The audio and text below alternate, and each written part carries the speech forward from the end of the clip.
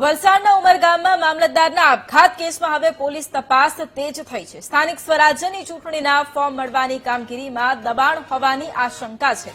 મામલતદારના આપઘાતને લઈ જિલ્લા વહીવટી તંત્રમાં પણ અત્યારે ખળભળાટ મચી ગયો છે. ચૂંટણીની કામગીરીમાં દબાણ હોવું સ્વાભાવિક છે તેવું ધારાસભ્ય અરવિંદ પટેલનું કહેવું છે. આત્મહત્યા જેવું પગલું ન ભરવું જોઈએ. મામલતદાર ડીસી બ્રાહ્મણકાછે ટ્રેન નીચે પડતું મૂકી અને આપઘાત કર્યો હતો.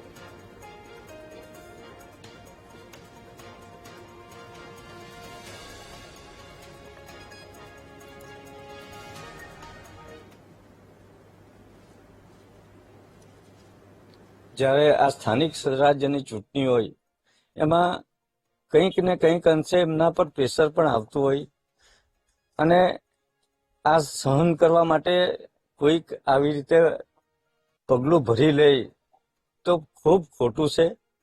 અને એમણે હિંમત રાખવી જોઈતી હતી કે એમના વડા અધિકારીઓનું માર્ગદર્શન કે તેમના પર છોડી દેવું જોઈતું હતું, પરંતુ આ પગલું એમના માટે અને પરિવાર માટે પણ ખૂબ આઘાતજનક છે.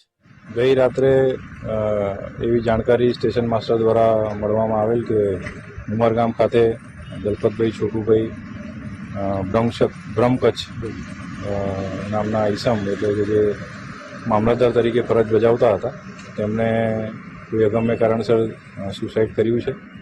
જે બાબતની જાણકારી વાપી રેલવે પોલીસને મળતા તે એડી અકસ્માત મોતનો બનાવ નોંધીને આગળની તપાસ કાર્યવાહી હાથ ધરવામાં આવી છે. માન્ય દલપતભાઈ પટેલ અમારે ત્યાં મામલતદાર તરીકેની સેવામાં જોડાયા ત્યારે એક દિવસ મને મળવા પણ આવ્યા હતા.